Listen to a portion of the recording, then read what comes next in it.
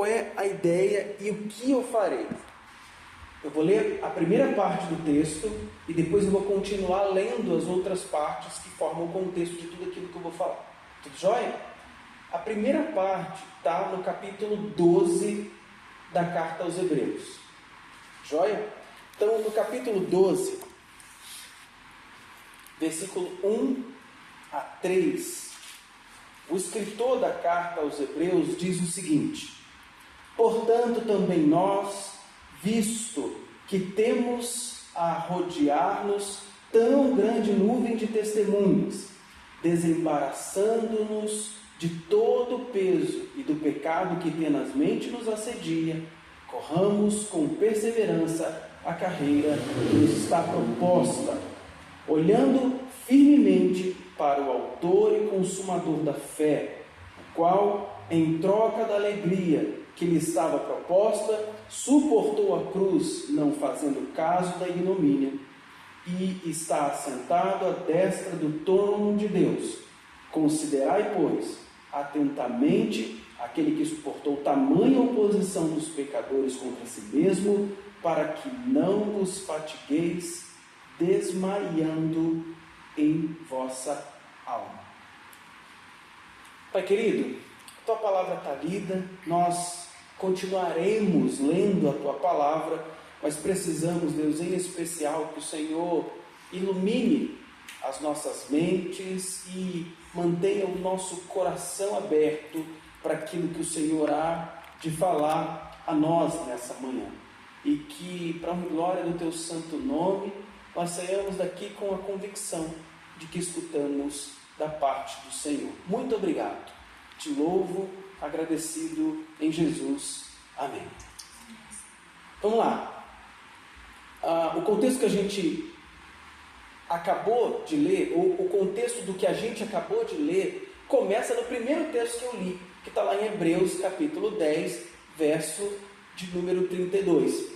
Lá, como a gente já viu, o escritor fala das lutas e dos sofrimentos que todo crente sofre. Mas ele fala em particular das lutas e sofrimento dos crentes anteriores a ele. Lembrando do Antigo Testamento. Lembrando de todas as provações que os crentes daquela época passavam. Mas também lembrou de que, mesmo com toda a provação que eles passavam, eles não só foram vencedores, eles não só venceram, mas também obtiveram um bom testemunho da parte de Deus. E eu creio que se algum elogio é valioso, muito mais valioso é o elogio do próprio Deus a nosso respeito. E o que o escritor está dizendo é que aqueles irmãos receberam bom testemunho pela forma como viveram diante de Deus. E isso é tão real que aqueles homens e mulheres e pessoas que viveram daquela maneira, eles conheceram a Deus de tal maneira que as expectativas deles mudaram, ou melhor, a forma como eles vivenciavam a expectativa mudou. Porque uma vez que se conhece a Deus verdadeiramente, as expectativas, elas precisam ser moldadas em Deus. Como ou quando eu coloquei lá, como é que a gente pode então viver milagres em 2024? Eu creio que tudo começa a partir de expectativas. Eu vou falar sobre isso um pouco mais à frente. Mas a gente precisa compreender que a caminhada com Deus, ou caminhar com Deus, ela necessariamente muda a forma como a gente vê tudo. E se ela muda a forma como a gente vê tudo, ela muda a forma como a gente espera as coisas. Falando então sobre expectativas, eu quero falar um pouco como eu lidava até pouco tempo com expectativa. A minha postura era mais ou menos a seguinte: não vou esperar muita coisa. E por que eu não vou esperar muita coisa? Porque se alguma coisa acontecer, eu não estava esperando. É lucro. Entendeu? Eu não espero muita coisa. Se alguma coisa acontecer, ok, lucrei. Aconteceu alguma coisa. Eu não esperava nada. Isso é um lugar seguro de frustração.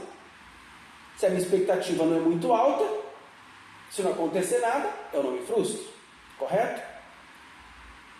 Mas também, além de ser um lugar confortável, é uma postura bem covarde.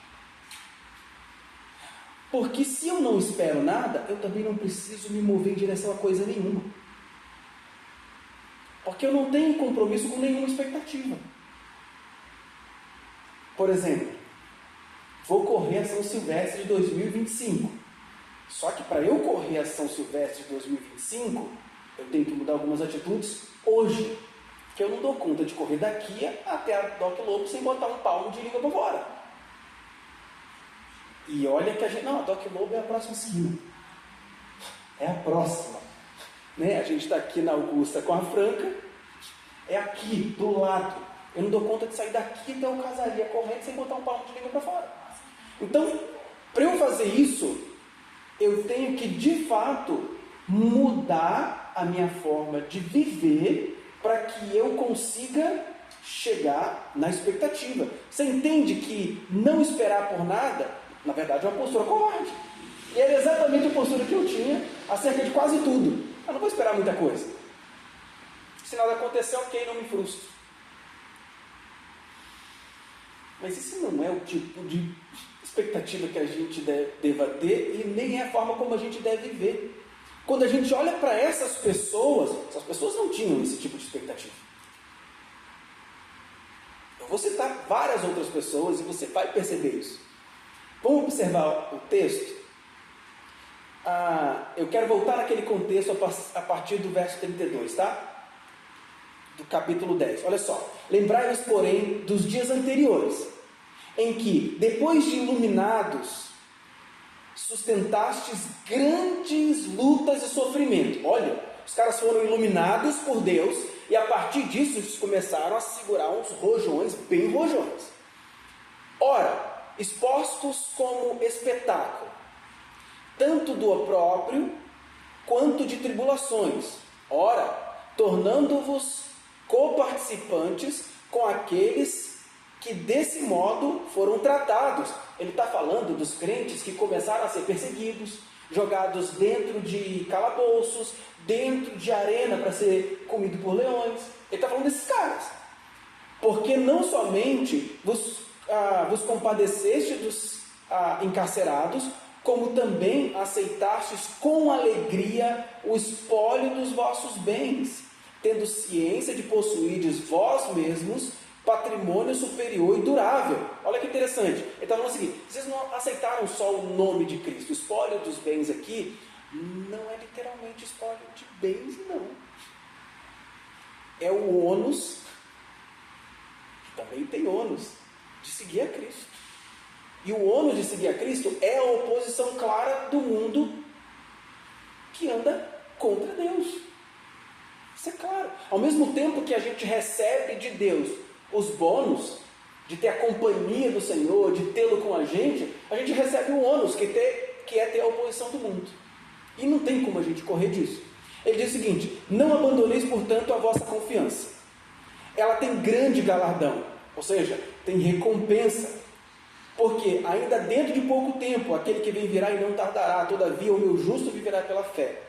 E se retroceder, nele não se compraz a minha alma. Aí aquele versículo que eu li: nós não somos daqueles que retrocedem.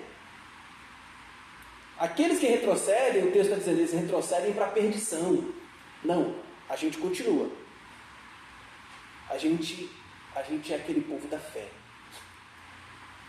A gente é aquele povo que persevera para a conservação da alma. Então, depois de deixar claro que aqueles que são da fé não retrocedem, a gente tem uma definição do que é fé. Aí a gente entra no capítulo 11. E aí, quando ele faz essa definição de fé, ele segue de exemplos de postura de fé diante de realidades e de enfrentamentos. Você vai notar que todos aqueles que são listados como heróis da fé, eles só são heróis da fé porque eles foram testados. E é interessante porque ele começa lá atrás. É como se o apóstolo Paulo pegasse a Bíblia que nós temos na mão, claro, tirando o Novo Testamento, abrisse em Gênesis e começasse. Ó, Abel. Ó, e começar um por um. E ele ia falando um por um, recitando um por um o que cada um deles fez. Basicamente, olha o que o texto está dizendo. Verso 1, 2 e 3. Ora, a fé é a certeza das coisas que se espera, convicção de fatos que não se veem, pois pela fé os antigos obtiveram bom testemunho. Atenção. Pela fé os antigos obtiveram bom testemunho. Antigos. Ele está falando do povo do Antigo Testamento. Ele está falando do povo que viveu a expectativa do Messias. Ele está dizendo que pela fé eles obtiveram bom testemunho. Joia? E diz também que pela fé nós entendemos que foi o universo formado pela palavra de Deus de maneira que o visível veio a existir de coisas que não aparecem. Eu preciso fazer uma digressão, preciso fazer uma paradinha aqui para comentar algo bem simples, conforme o que o versículo 3 diz para a gente. A gente entende que pela fé o universo foi feito pela palavra de Deus.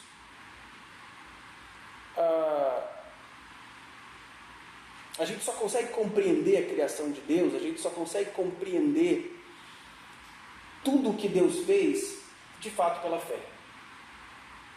A gente não precisa, e aqui eu preciso deixar isso bem claro, né?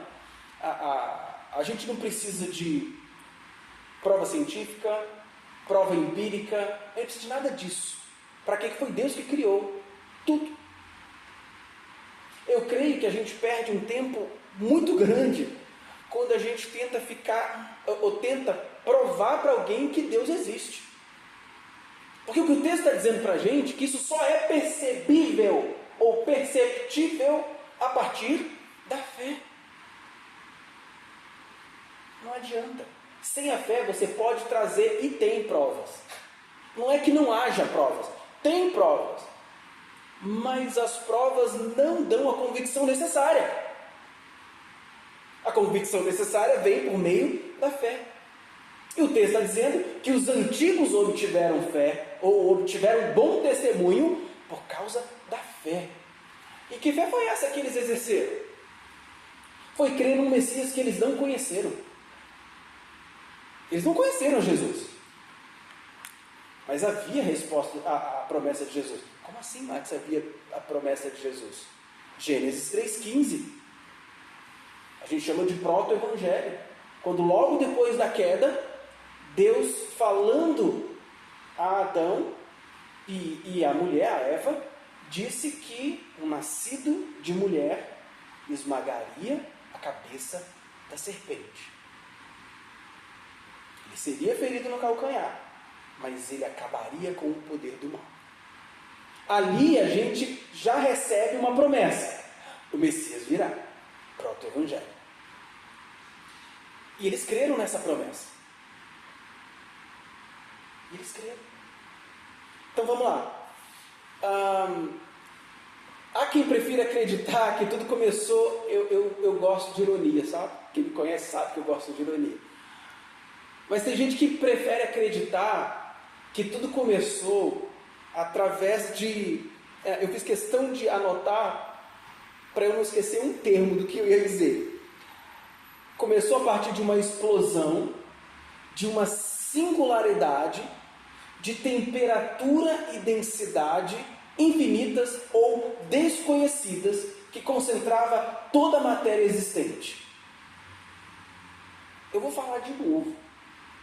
Tem gente que prefere acreditar que tudo começou da explosão de uma singularidade. O que é uma singularidade?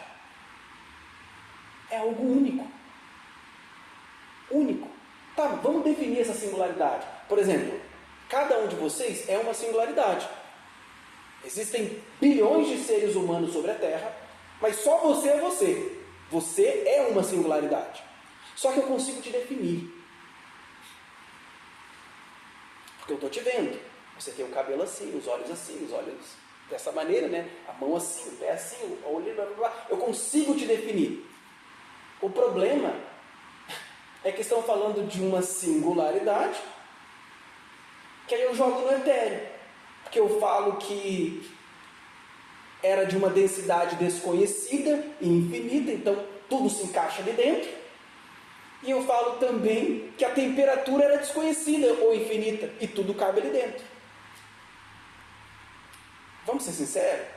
Eu acho que é preciso muito mais fé para crer nisso, do que crer no relato bíblico, que está dizendo que Deus fez a partir da própria palavra. Simples assim. Então, somente alguém com fé singular pode crer num negócio desse. Tem que ter uma fé muito diferente para crer num negócio desse. Então eu quero fazer algumas afirmações, considerações sobre a fé. Primeiro, a gente pode dizer que a fé ele é o título de propriedade de coisas que esperamos. Eu vou repetir. A fé é um título de propriedade de coisas que a gente espera. Outro, segundo o autor dos Hebreus, ou do livro, ou da carta aos Hebreus, fé é aderir às promessas de Deus. Deus tem promessa para a minha vida? Tem. Eu vou aderir a esse negócio. Eu quero isso, eu estou junto.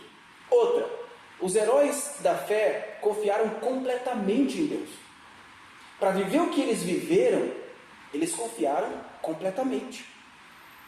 Outra, a fé é estar seguro daquilo que a gente espera.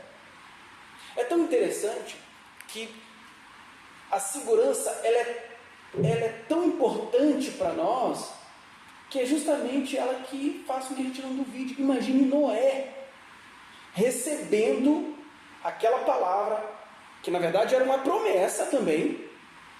Vai chover, e você vai fazer uma arca. Ele nem conhecia a chuva. Deus está falando para Noé de algo que ele não sabia o que era. Ele diz, você vai ter que fazer um barcão. Mas para quê? Vai acontecer um negócio para encher tudo d'água. Não chove, não tem nenhum. É tão interessante, ele estava tão seguro do que Deus havia falado para ele, que ele não duvidou, ele simplesmente fez. E aí, a ideia aqui é que eu estou tão seguro de algo, e eu tenho uma certeza, que isso faz com que eu tenha uma certeza enraizada no meu coração. A minha segurança quanto ao fato de que isso vai acontecer, ela faz com que o meu coração se encha de certeza. O exemplo prático disso, então, é como a gente deve lidar com Efésios 2, verso 6, que diz que Ele nos fez assentar nos lugares celestiais em Cristo Jesus. O texto está dizendo que nós fomos salvos em Cristo, mas o texto também diz que nós já estamos assentados nos lugares celestiais em Cristo Jesus. A pergunta que eu faço para vocês é: estamos? Sim e não. Sim, porque o apóstolo Paulo está falando de algo que está concluído e garantido. Inclusive, o verbo lá grego é uma coisa que não tem nada a ver na língua portuguesa. É um negócio assim: aconteceu, está acontecendo e acontecerá. A gente não tem um tempo verbal na língua portuguesa que une presente, passado e futuro, mas o grego tem. E Paulo está usando exatamente esse tempo verbal. Ele está dizendo: Deus fez de tal maneira em Cristo que Ele nos assentou no passado nos lugares celestiais. Nós estamos agora garantidos, assentados nos lugares celestiais em Cristo Jesus, e quando o Senhor voltar para nos buscar, nós estaremos assentados nos lugares celestiais em Cristo Jesus. É uma garantia. Cara, como é que a gente lida com isso? Já e ainda não. Já estamos assentados, mas estamos assentados aqui na cadeira. Eu estou em pé. Já estamos assentados. Mas é um fato. E é assim que a gente deve lidar com a fé. Então, esse texto acaba com qualquer ligação soberba sobre a salvação dos crentes. Você está dizendo, os crentes são soberbos porque eles dizem que já estão salvos. E o texto está dizendo que eu já estou. Eu vou dizer que não estou?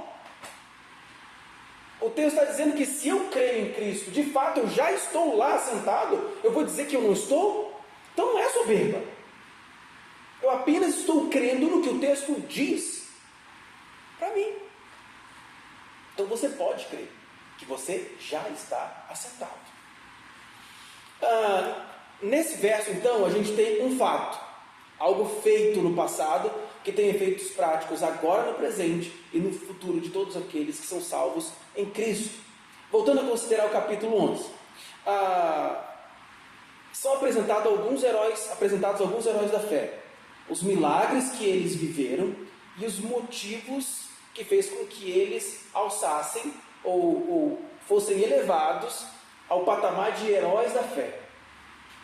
E é interessante, né? São inspiradores esses homens e mulheres, porque não são só homens, tem várias mulheres, inclusive Raabe é colocada no rol de heróis da fé, né? Aquela que foi conhecida, prostituta, papapá. Ela não foi só conhecida como heroína da fé, ela também é mãe do resgatador Boaz, e está na genealogia de Jesus. Olha que coisa linda, gente, isso é maravilhoso.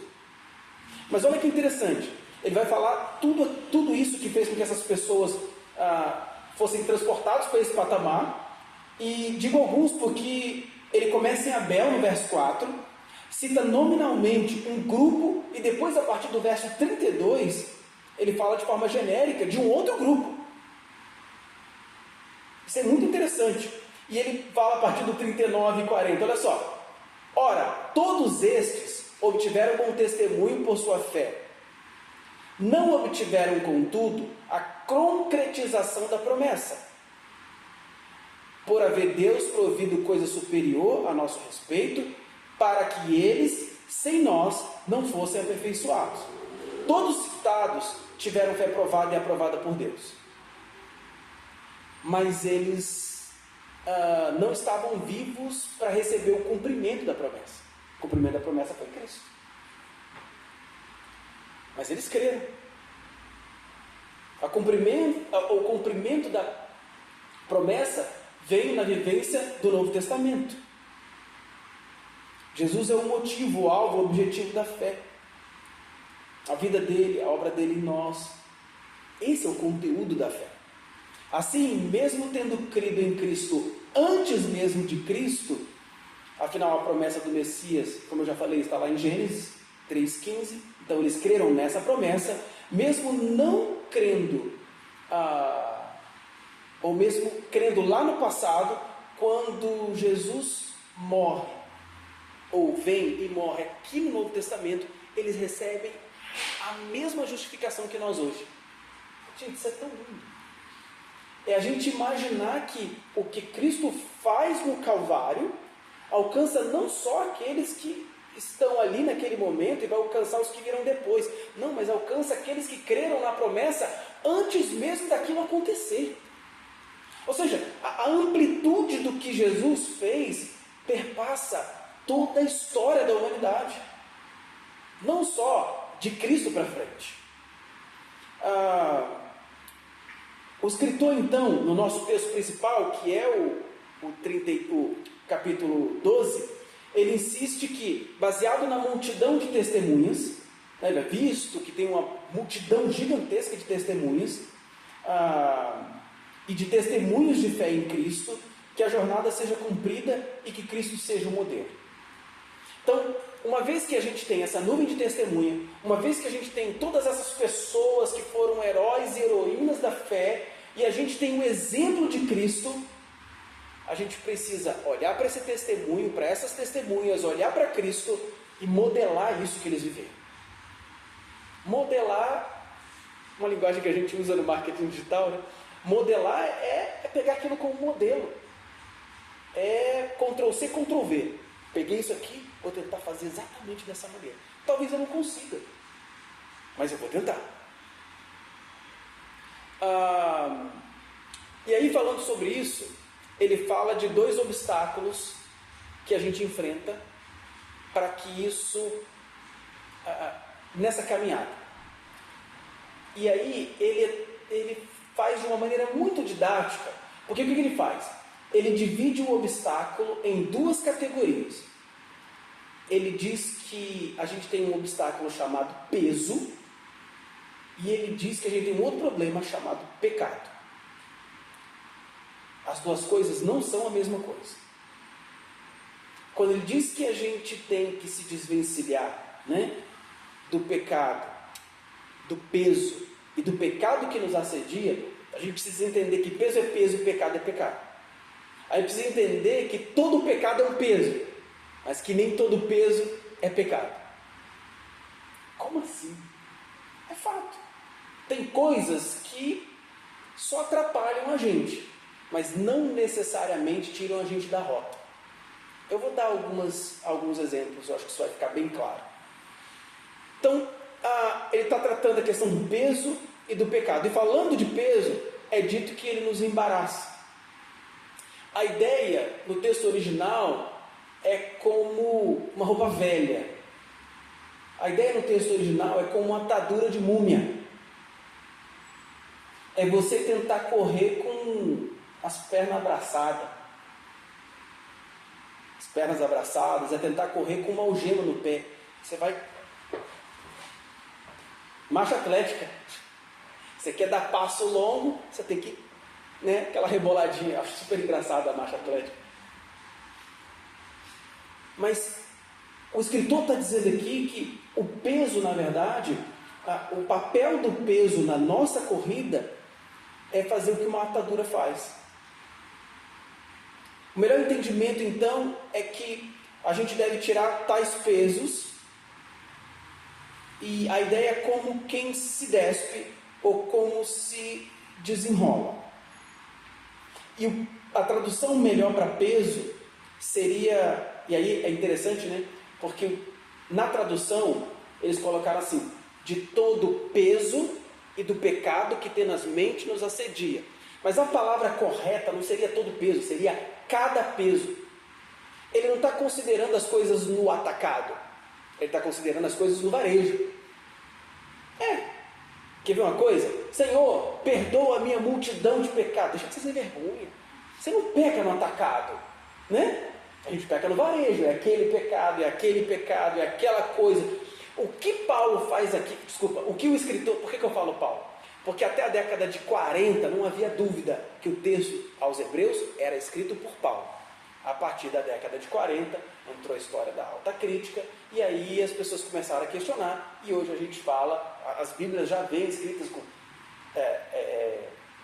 carta aos Hebreus, mas não diz quem escreveu. Se você pega uma Bíblia da década de 30, vai dar carta de Paulo aos Hebreus, tá bom? Então de vez em quando eu dou essa escorregada, mas é por causa disso. O escritor está falando aqui que o peso não são os pesos de uma só vez, tudo forma um único peso. Então que tem pesos diferentes, tem coisas diferentes. E aí, essa palavra lá no original tem também a história da massa. E a massa é um peso mesmo. É como se você tentasse correr segurando um saco de arroz ou de cimento. Algo que vai te atrasar, vai te impedir que você desenvolva um ritmo legal. E aí ele dá uma ideia mais clara de múltiplos obstáculos, algo que retarda, que interfere, que dificulta, torna mais lento que o normal. Então é possível concluir a corrida, você chega no final, você faz isso, você consegue fazer isso, né? Carregando mais peso, lidando com barreira, mas vai ser muito difícil, pesado e pode ser até desanimador. Você imagina, você está percebendo que a sua corrida está travada, você está percebendo que você não está se desenvolvendo bem. Por exemplo, para mim não faz muita diferença o preço do tênis, mas para quem corre mesmo faz muita diferença. Faz muita. Eu não sou corredor profissional, então eu não preciso de um tênis que absorve todo o impacto, isso, aquilo, outro. Porque eu vou pegar o tênis, saio de casa, entro no carro, venho para a igreja, entro no carro, volto para casa. Que diferença faz se o meu tênis absorve todo o impacto? Porque eu não corro. Agora, para a Antônia faz uma diferença gigantesca. Porque ela corre. Se o tênis não for decente, arrebenta tornozelo, joelho, a articulação vai tudo pro saco. Sem contar que ela vai cansar mais rápido.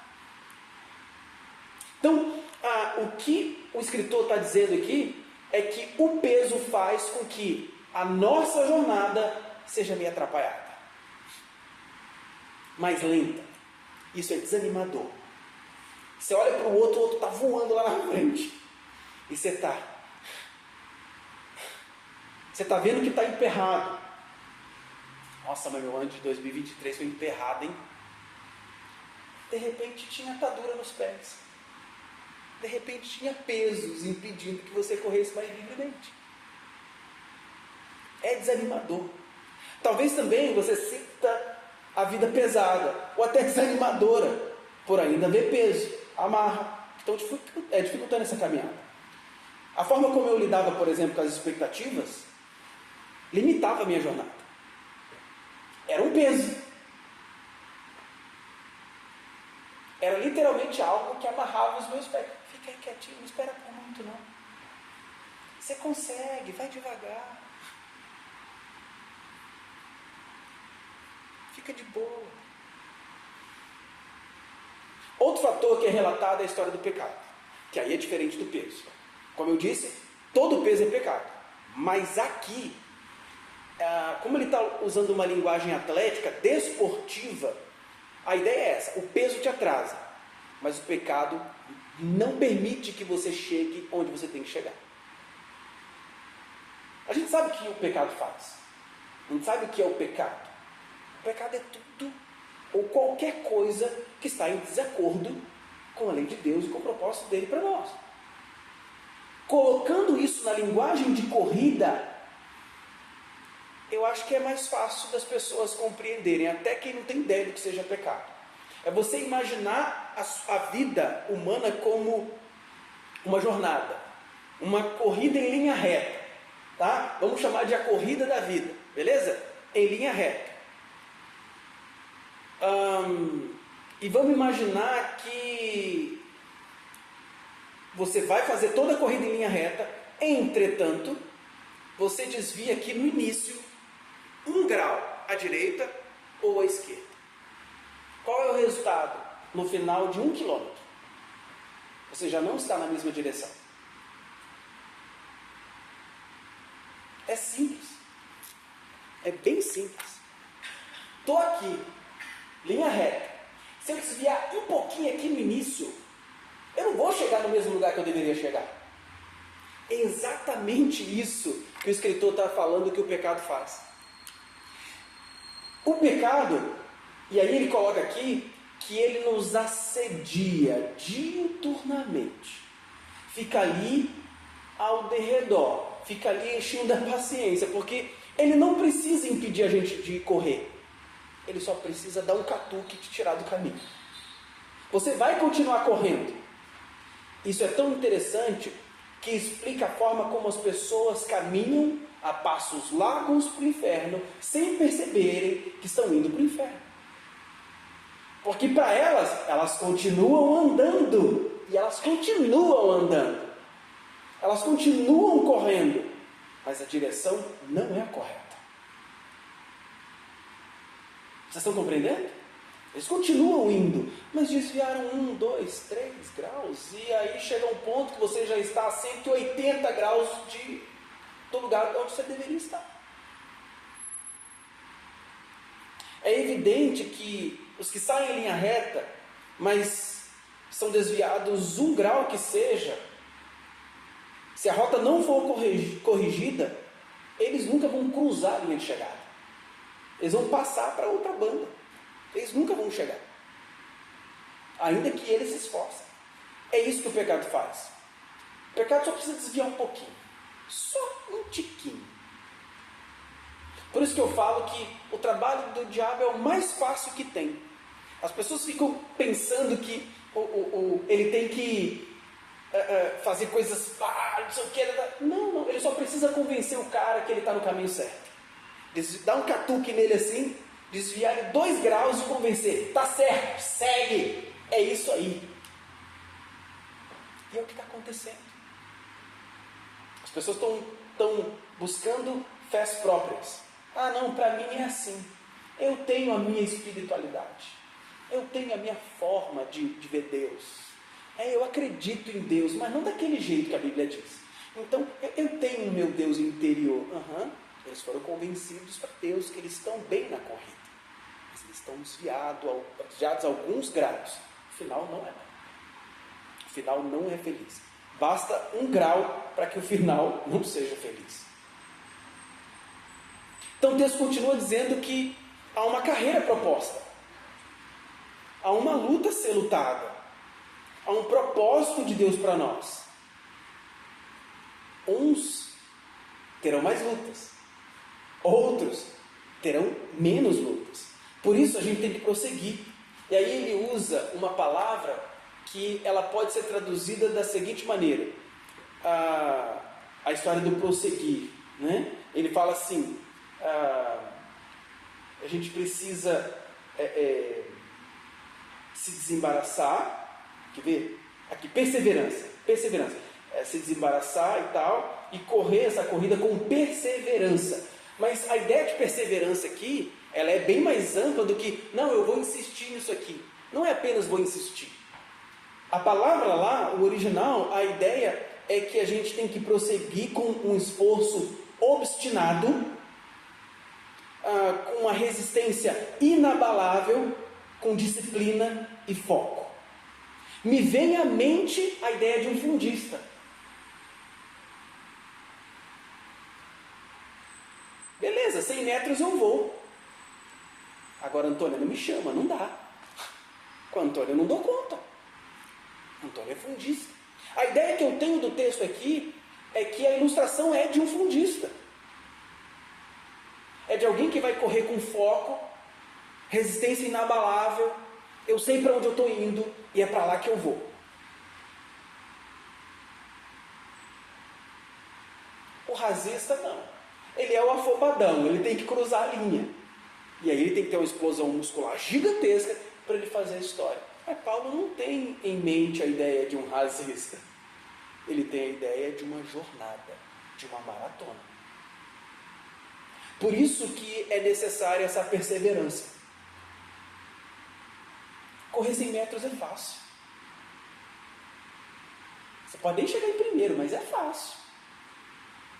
Difícil é 5, 10, 15, 42 quilômetros.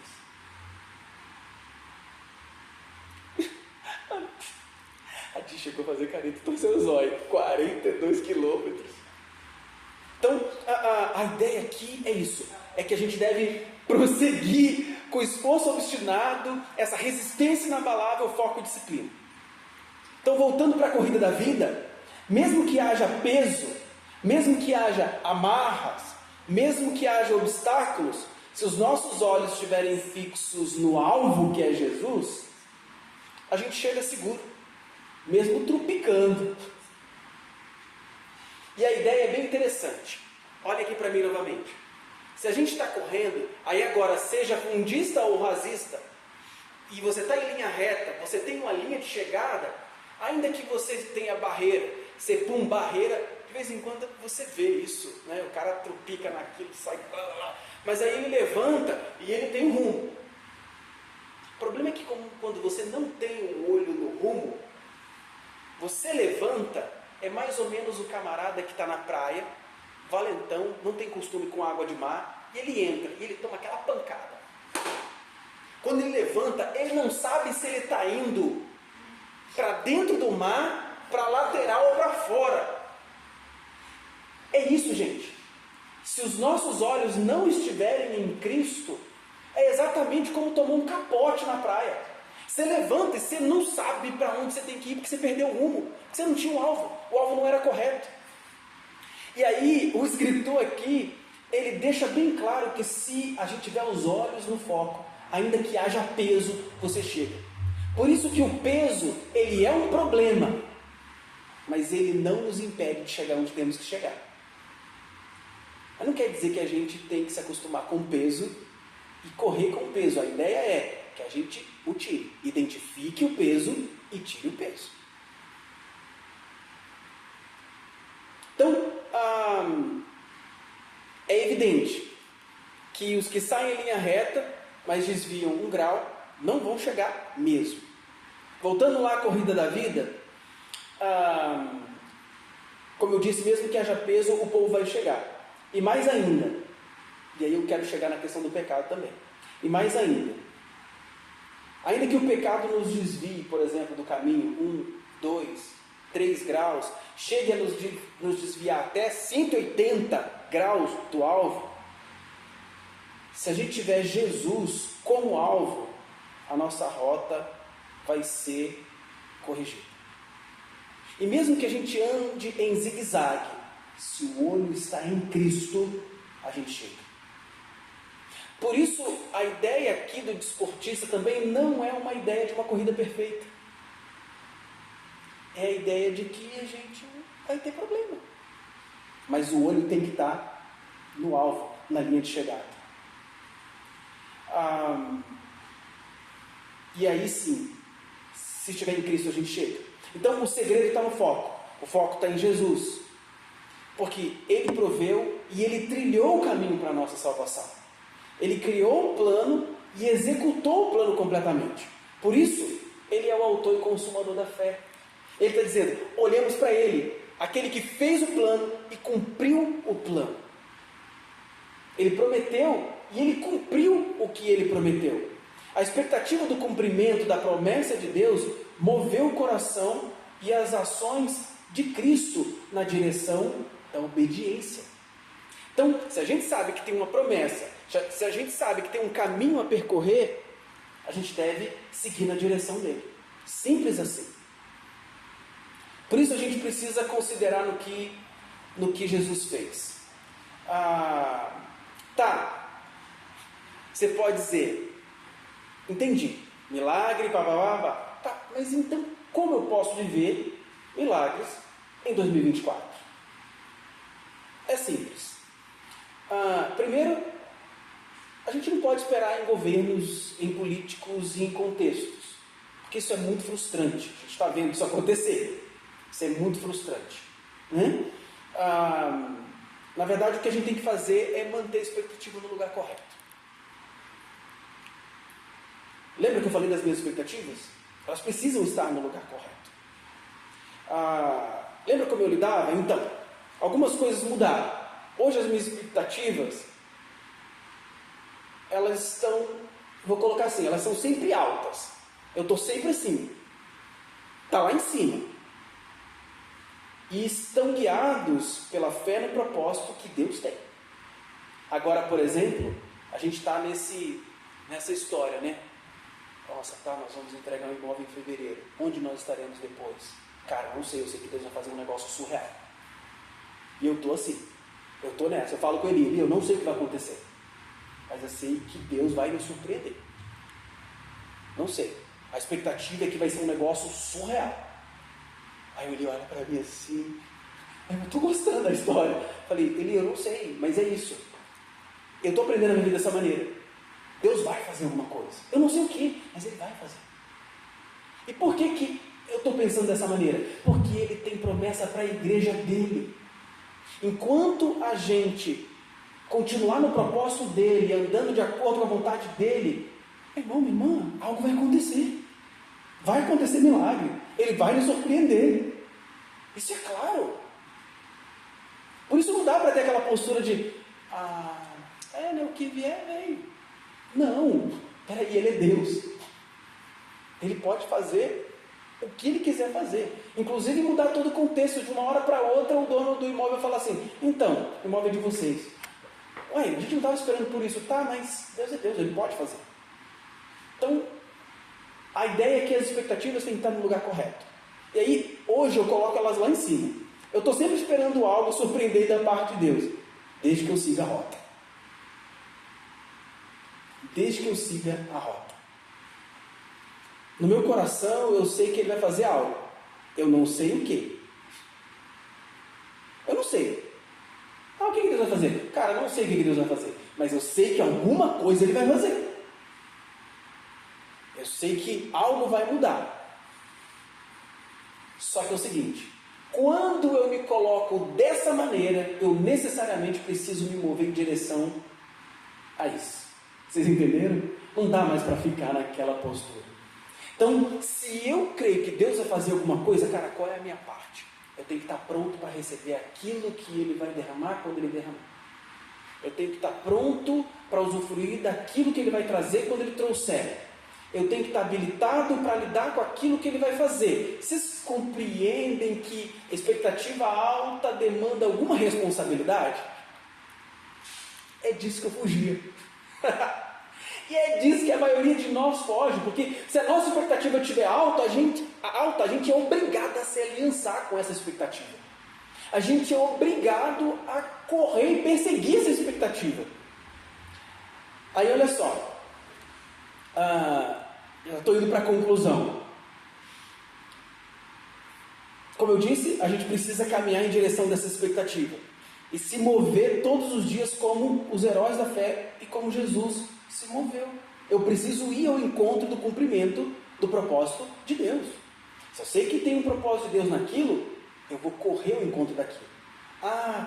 Senti no meu coração de fazer um concurso tal. Então, senta o bumbuzão na cadeira e estuda. Porque você está entendendo que isso é propósito de Deus. Corra ao encontro do cumprimento desse propósito. Simples assim. Creio mesmo que se eu caminhar na direção daquilo que acredito pela palavra de Deus, ou pela palavra, aquilo que eu acredito ser o propósito de Deus para a minha vida, eu vou viver milagres. Eu creio que se eu caminhar na direção daquilo que eu estou entendendo que Deus está direcionando, pode ser impossível, mas eu vou viver esse negócio, porque é Deus que está mandando. Construa um barcão, nunca choveu. Sai dessa terra e vai para uma terra que eu vou te mostrar. Você não sabe onde é que é não, mas eu vou te mostrar. Pega o seu filho e vamos fazer um sacrifício. Vocês estão entendendo? Se Deus tiver um propósito de te direcionar, joga a expectativa lá em cima, que Ele vai fazer. E aí você vai viver milagre. Da mesma maneira que todo aquele... nós vamos viver milagre, na verdade, da mesma maneira que toda aquela imensa nuvem de testemunhos. E aí eu quero concluir com 5 afirmações. A primeira,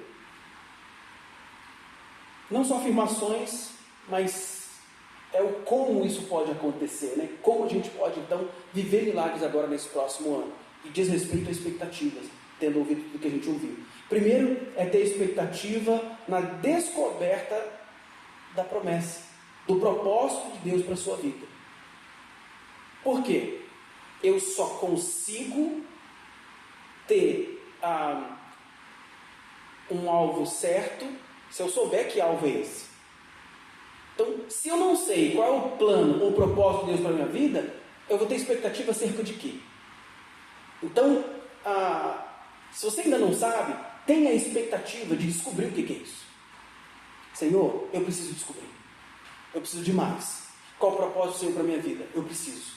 Mostra para mim. Eu ainda não descobri. Eu tenho tantos anos, mas eu ainda não sei exatamente o que o Senhor quer para mim. Deixa eu falar para você, não é generalista. É algo muito específico. Deus quer usar a sua vida de maneira muito específica. Deus, qual é? Então, mantenha a expectativa lá em cima. Eu quero conhecer o seu propósito. Outro, conhecer o propósito, caminhe em direção. Haja como quem busca o cumprimento desse propósito.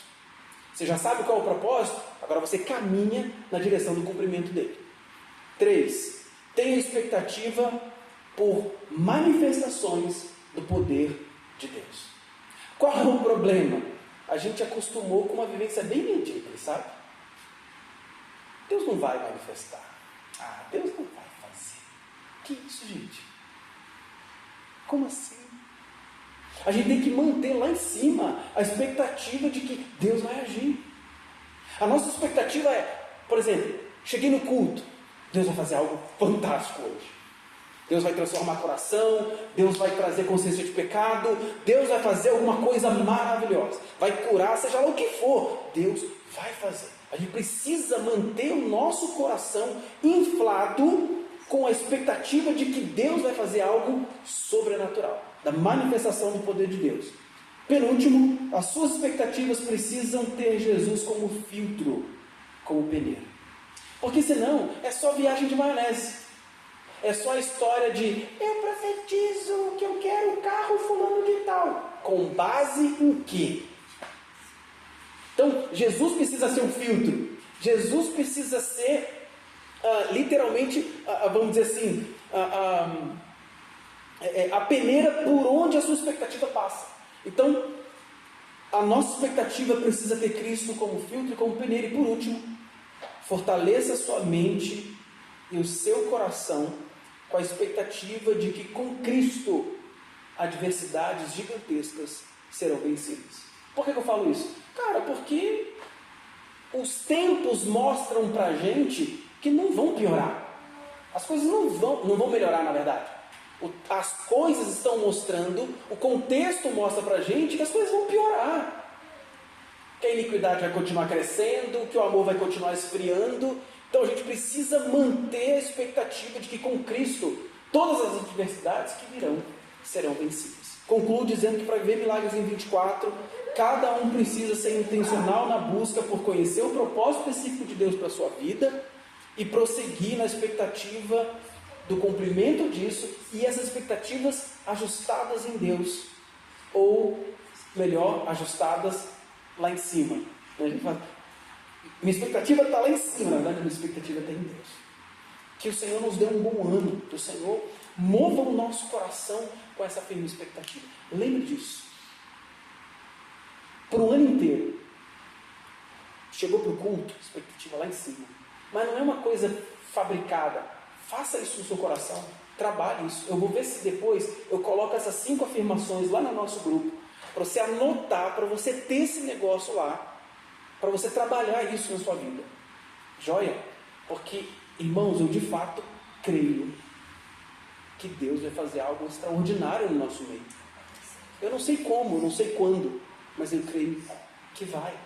O próximo lugar vai ser extraordinário, porque é Deus que vai nos dar. Amém? Pai querido, nós agradecemos ao Senhor, porque o Senhor é extraordinário. Nós agradecemos ao Senhor porque é o Senhor que coloca em nós a expectativa correta, a fé na atuação do Senhor, porque o propósito é teu. Então, Pai, no nome de Jesus, assim como toda essa imensa nuvem de testemunha, da qual a gente falou, dessas pessoas que são conhecidas hoje como heróis e heroínas da fé, Senhor, no nome de Jesus, que nós possamos viver milagres iguais ou até mesmo maiores aos que eles viveram. Até porque Cristo falou que se nós de fato confiássemos nele, se nós de fato fizéssemos a vontade dele e cumpríssemos o propósito dele, nós realizaríamos coisas ainda maiores do que as que ele realizou. Então, Deus, no nome de Jesus, enche o nosso coração com essa expectativa, que nós possamos viver milagres maravilhosos, Deus, nesse ano de 2024. Eu te agradeço por esse momento e te louvo em Cristo Jesus. Peço que o Senhor leve os meus irmãos em segurança para os seus lares, que eles tenham um domingo abençoado em suas casas, com suas famílias, os que vão ainda ter algum momento de lazer. Pai, no nome de Jesus, guarda-os. Cuida do pastor Eli, da família, Deus, que está passeando agora, dos outros também que estão passeando. Que no próximo domingo, Deus, estejamos juntos mais uma vez para ouvir a Tua palavra. Deus, e que nós estejamos aqui com a expectativa na atuação do Senhor. E que o Senhor coloque em nós essa expectativa viva para a glória do Teu santo nome. Muito obrigado. Te louvo em Cristo Jesus. Amém.